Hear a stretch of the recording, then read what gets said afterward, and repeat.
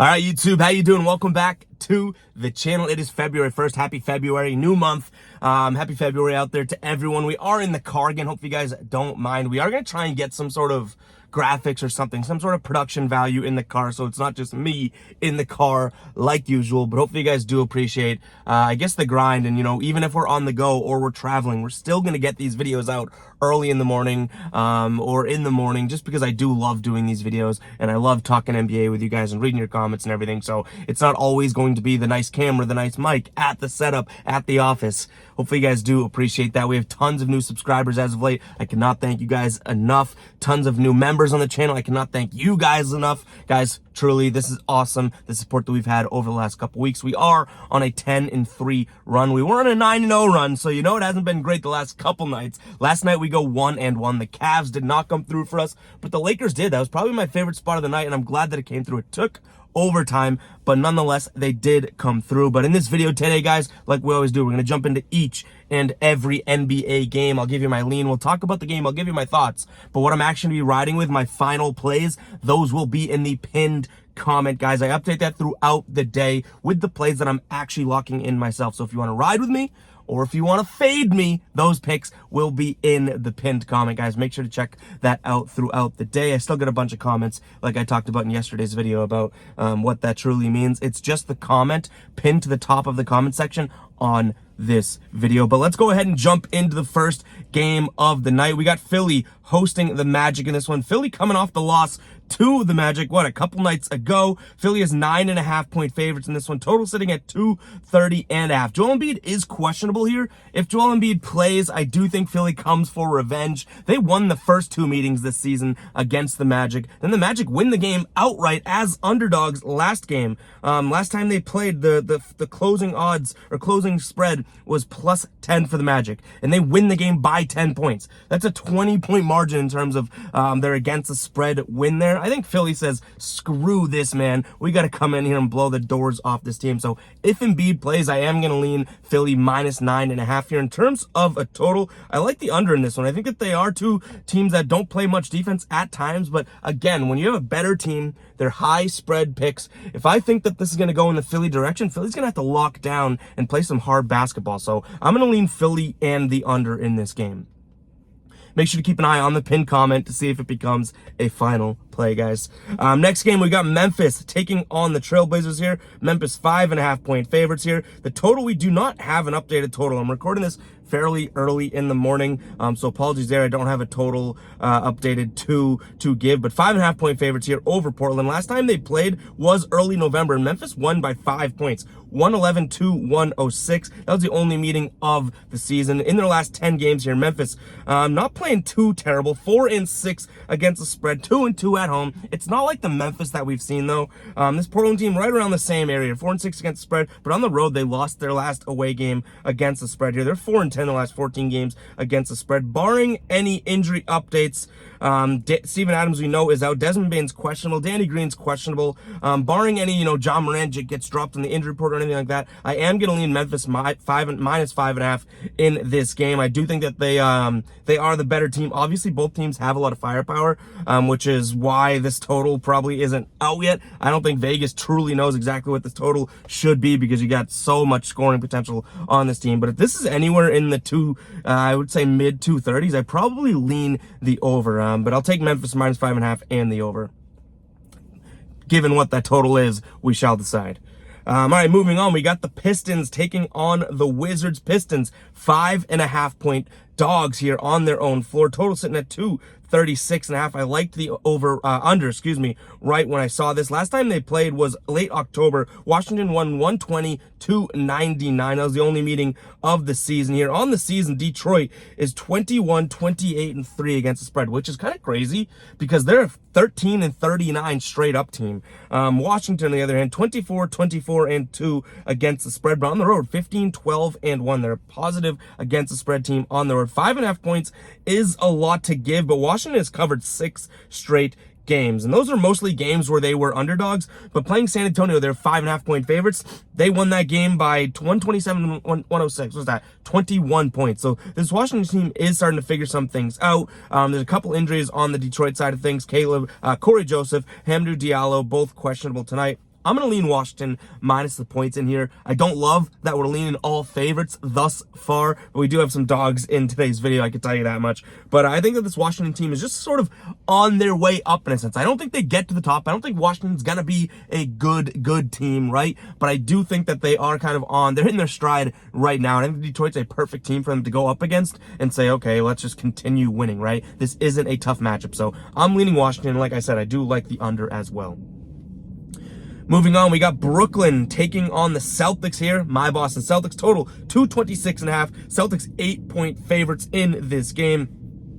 Makes sense. Brooklyn, last time they played, the final score, I don't have the notes here, but Boston ended up pulling away in the fourth quarter for a double-digit win here. That was late or mid-January. In their last 6 games, Brooklyn's 5-1 against the spread. In their last 6 for Boston, they're 0-6 against the spread. So even though they're winning some games here and there, the Celtics have not been great. They lost 3 straight, finally got right against the Lakers with a 125-121 win the other night. We saw LeBron on the ground, slamming the ground, crybabying, but he did get fouled in that play. I can say that as a diehard Celtics fan, I can admit when LeBron actually gets fouled at the end of the game. But Brooklyn's playing better basketball. No TJ Warren, no Ben Simmons here. I do think that this one is going to be a close game. I don't like an 8-point spread. If you guys are new to the channel, I admit that I'm biased. I tell you I'm a loser that I'm biased towards the Celtics. I don't bet against the Celtics, but I'm not betting on the Celtics tonight. In terms of a total, I do like going over 226.5. I know last game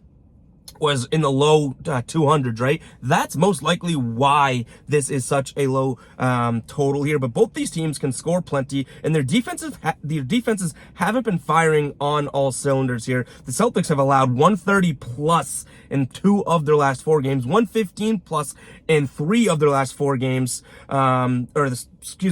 I'm getting Boston and Brooklyn confused here. And the Celtics have allowed 120 plus in 2 straight games. So I don't think the defense is totally hitting its stride here for either team. Obviously, no Ben Simmons for Brooklyn, no Marcus Smart for the Celtics. So their defensive starters, I guess the guy that sets the tone on the defensive end, are both out here. So I do like the over in this game. Moving on, we got Minnesota hosting the Warriors. Minnesota getting 3 points at home. Total sitting at 239 in this one. These two teams played late November. Minnesota lost here.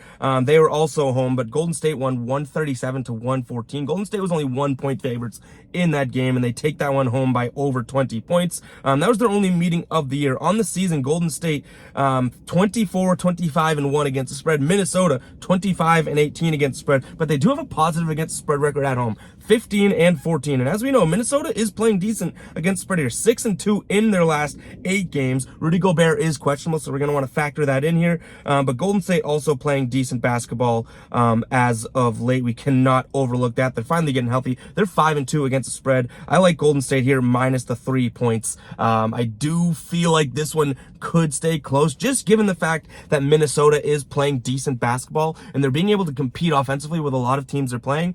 But when I say stay close, I do still think 3 points is a close game. Like, Minnesota can keep it close. The fact that we have a pretty valuable line here at -3, I do think makes me lean towards Golden State, because this can be a close game, but Golden State can win by 4. In terms of a total, I want to pull the trigger on the under in this one. Again, 239, but I don't think that I can get myself to do that. Both these teams, the defense isn't always there, and we've seen plenty of 120 plus games for these two teams, so I'm probably going to avoid and punt away the total in this game. Moving on, we got the Rockets, 6-point dogs at home, taking on the rumbling, covering Thunder here. Total sitting at 231.5 in their last 10 games. The Rockets 2-8 against the spread. Flip that around. That's what we got for the Thunder. 8-2 against the spread. 6-0 in their last 6 games on the road against the spread. No major injuries here. Lou Dort is still out for the Thunder. For Houston, Kevin Porter Jr. is out, Jalen Green's out, and Alfred Sengun is questionable here. This Thunder team coming off of sort of a rocky roller coaster here. They've lost one, lost. Now it's time for them to win. I think 6 points is not too much for them. This Rockets team doesn't seem totally engaged, doesn't seem totally interested. And you do have a hungry, fiery Thunder team here. So I think we're getting a pretty good line at -6 in this game. In terms of a total, I like the over as well. All right, moving on. We got the Spurs taking on the Kings. Spurs 7.5-point dogs at home. Total 244.5. We automatically lean under with a 244.5. Whether it becomes a final play, obviously further research, and as I sink my teeth more and more into each of these games, I will kind of decide if I want to make this a final play, but I do think that that is a very high number, especially given the fact that we've been looking at these Kings and saying they're getting such high totals, yet they're still 6-4 to the under in their last 10 games here.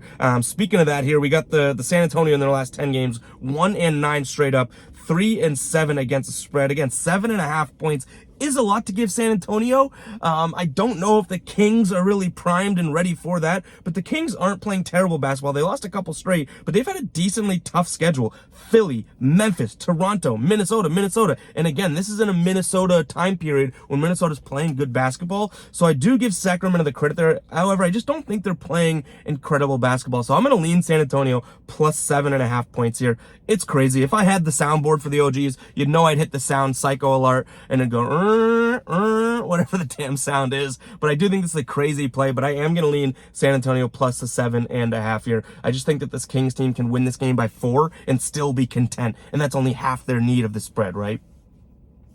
All right, the Jazz taking on the Raptors here. Jazz 3-point favorites, total sitting at 229.5. This Jazz team has been up and down. I feel like I've said that in every single one of the videos we talk about the Jazz because they are wildly inconsistent. Last time these two teams played was last year, January 122. I just have January 7th in my notes, and I don't think they played January 7th this season. I could be wrong, but I'm pretty sure I'm tapping into one part of this brain for once. But Toronto won 122 to 108 in their last 10 games here. Utah 7-3 against spread at home, 5-2 against the spread. But remember before that, right? We go back maybe a month, and this Jazz team is like 3-7 in their last 10 against spread, 4-6. It's just super inconsistent. Now they are at home. They do play well at home here. At home on the season, they're 7-9, 15-11 against the spread. 3 points I do kind of like. I'm going to lean the Jazz here, even though they're inconsistent. I do think that they're playing a team in the Raptors that are also wildly inconsistent at times. So I'm going to lean the Jazz minus the 3 points. I think you catch this one early if you do like this game. I think this opened up at like 2. So it's moving in the direction that number's getting bigger for the Jazz to cover. So if you do like the Jazz, I think it probably sits right around 3.5 for the day. Maybe goes back down to 2.5. But I do think if you like the Jazz at 3, you can pull the trigger on it pretty safely. In terms of a total, 229.5. I'm going under. You guys know I've been picking a lot of unders lately. They have been cashing for us. Big part of our 9-0 run that we had just a couple of days ago. But, I think that this is a game where you could see a slower pace of play. The Jazz really trying to control things at home. So I'm going to lean the under. In our last game on the slate, guys, we do have the Hawks traveling to Phoenix. Phoenix 1.5 point favorites in this one. The Atlanta Pigeons, we call them that on the road, right? The Atlanta Hawks are the Atlanta Pigeons. That being said, they have been pretty decent at home, on the road, in their last 6 games. They're 4-2 against spread, which is just it's dumbfounded by it. We've made a career on calling the Hawks the Pigeons on the road, and all of a sudden they're playing really well. But this Phoenix team 5-1 against the spread at home. I think it's going to be a very good game. Trae Young upgraded to probable.